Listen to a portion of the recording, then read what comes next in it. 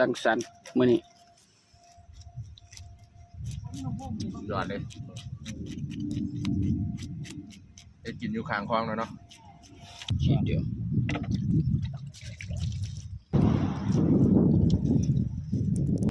แน่นอนเลยทีมงานเป็นแล้วตอนนี้ครับในรังสรรค์เมนูเนื้อโอ้โหโอ้ ต้มก็ได้นอนจันทร์ต้มยำก็ได้เยอะ